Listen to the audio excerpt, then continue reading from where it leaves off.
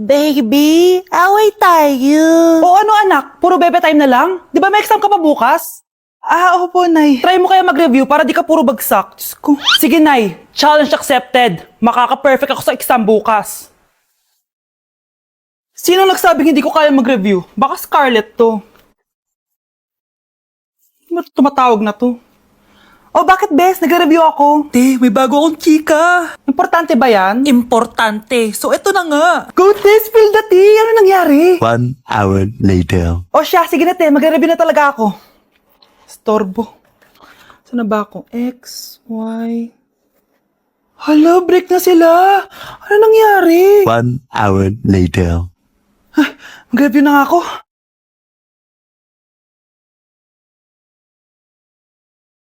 Good morning, anak! Anak, bakit ganitsura mo? Hanay, nag-review ako buong gabi. Akala ko puro numbers lang yung math. Bakit may X and Y? Di bale, anak, gamitin mo tong Radiance Glow Pure Blossom Elixirs ng YOU. Meron tong toner essence at illuminating serum. Ano naman yun, Nay? Ano to? Nakaka-bright, repair, at protekto ng skin. At di lang yun anak, nakaka-reduce to ng oiliness at ng skin texture. Suitable to for all skin types, kaya gamitin mo to para fresh ka bago ka mag-exam. Ay, ang fresh nga! Glass skin, no? Super lightweight at super dali lang pala i-apply nito, Nay. Go na anak, islay mo na yung exam mo. Good morning, class! Ready na ba kayo mag-exam? Sure nang makaka-perfect ako kasi nag-review ako. First question. Kung 5 ang kinain na pizza ni Maria at 2 ang sapatos ni Cardo, gaano kalayo ang Earth sa black hole?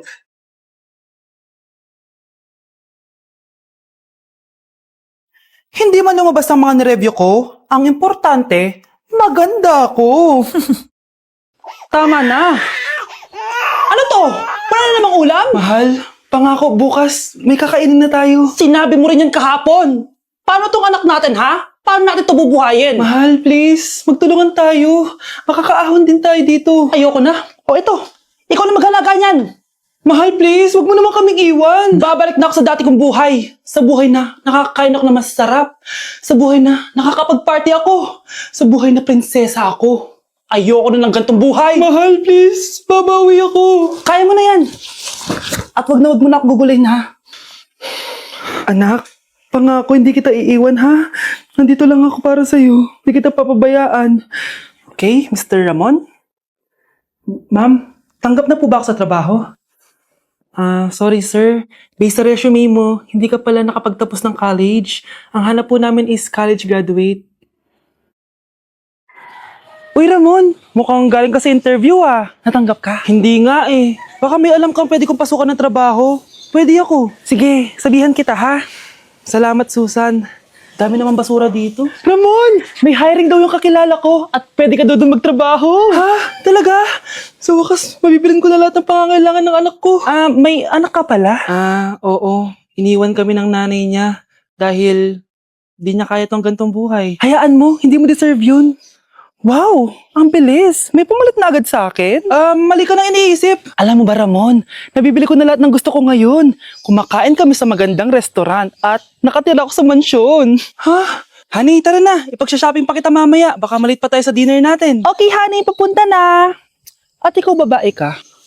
Kung ayaw mong masira ang buhay mo, layuan mo yung lalaking yan.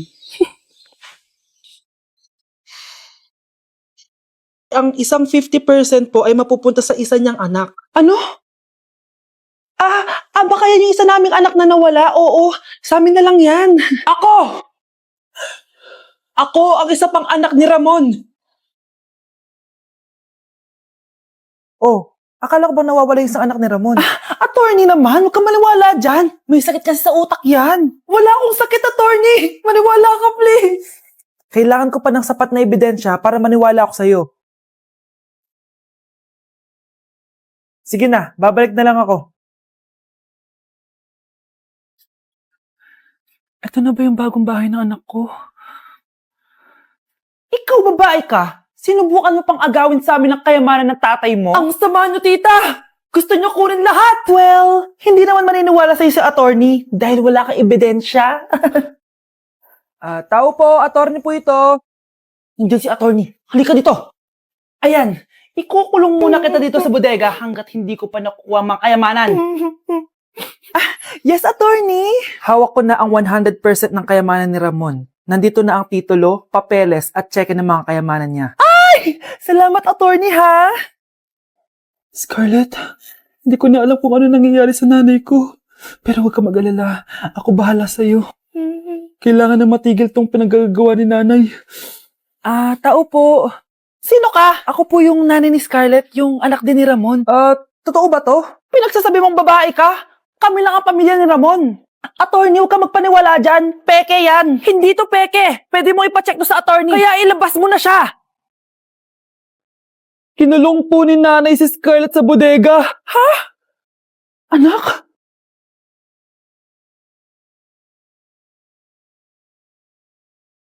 Tay, ano? I-explain mo na sa akin. Kung bakit nakaburo si nanay, ha? Bakit ka ba naniniwala dun, ha? Ang totoo mong nanay, busy. Di ba sinabi ko na to sa'yo? Pero, tay! Wala nang pero-pero. Huwag mo akong hintayin magalit, Scarlett. Di mo magugustuhan. Hindi pwedeng hindi si nanay yung nakita ko sa cellphone. Alam na alam ko yung tsura ni nanay. Malalaman ko rin sikreto mo, tay. Oh, Scarlett, aalis ako ulit, ha? Huwag kang pasaway.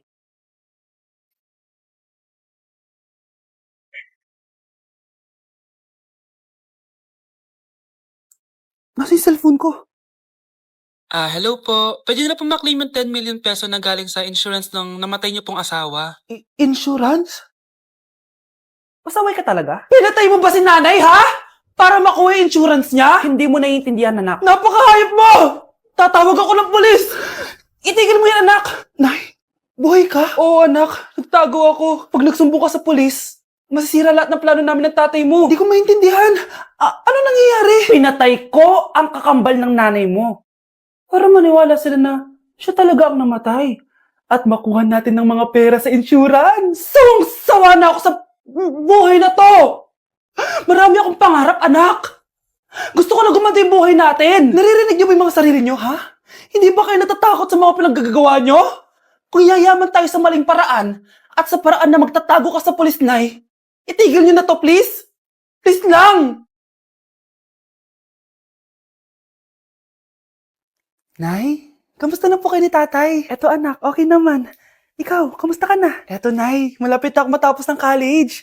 Sana paglabas niyo ni tatay, marami na akong ipon. Huwag kang mag-alala anak, konti panahon na lang. Magkakasama ulit tayo ng tatay mo. See you, Nay. Miss ko na kayo. See you soon, anak. Nay, bakit po? Mga sinungaling kayo? Paano niya nagawa sa akin to, ha? Nay, anong sinasabi mo? Hindi namin maintindihan. Ikaw, Scarlett. Sabi mo doktor ka, di ba? Bakit katulong ang trabaho mo sa New York, ha? Nay. Ikaw, Brianna.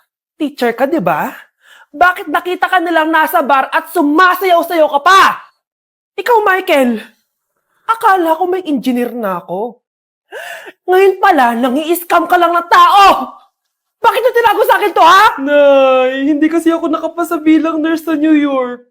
Sabi nila, mas magaling kasi talaga si Brianna compare sa akin. Kaya rumakit muna ako bilang katulong para makapag-aral ulit. Oo, Nay, sumasayaw ako sa bar.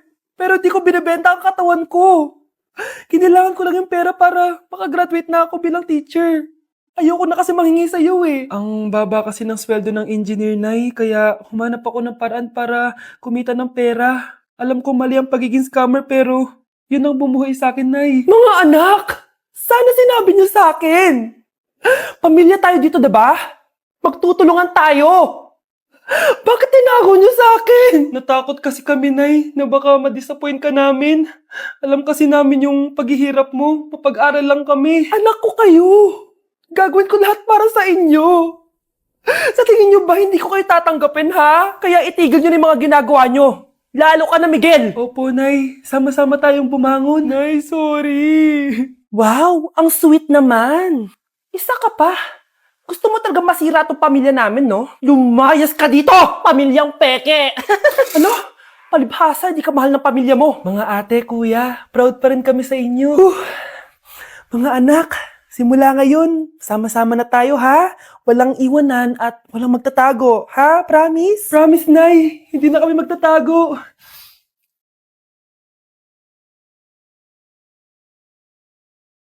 Nay, punta tayo sa mall. Wag muna ngayon, anak, ha? Madami kailangan na tapusin na trabaho si nanay. Sige po, Nay. Palagi nilang busy si nanay. Ako na lang mag-isa lalabas. Ay. Diyos ko po, nung oras na! Di pa pala kami kumakain ng anak ko. Anak, anong gusto mong ulam? Nasaan na ako? Hala, si Teddy na dumihan na. Ano yung gumagapang? Anak! Pumunta yun. Mare! Yung anak mo! Oh, Mare! Nasa inyo na naman yung anak ko? Pasensya ka na ha, makulit talaga yun. Mare! Patay na yung anak mo!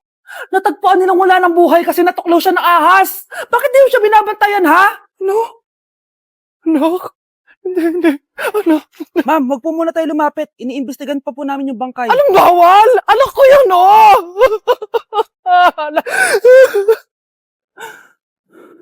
Nay, punta tayo sa mall. Anak, buhay ka.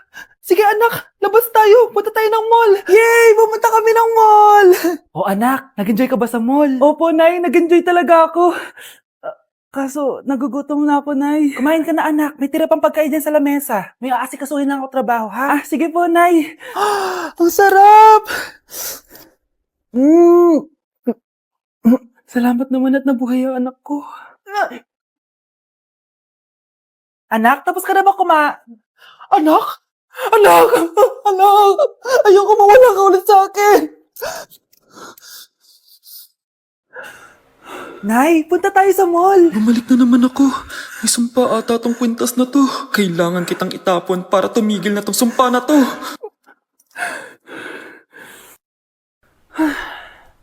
Teka, kwintas ba yun? Sino naman nagtapon nitong magandang kwintas na to? Sayang. Akin na lang. Tumatawag? Hello? Hello, ma'am. Kayo po ba yung nanay ni Samantha? Nabangga po kasi siya. Kailangan Ano? pumunta dito sa ospital. Nasagasaan anak ko!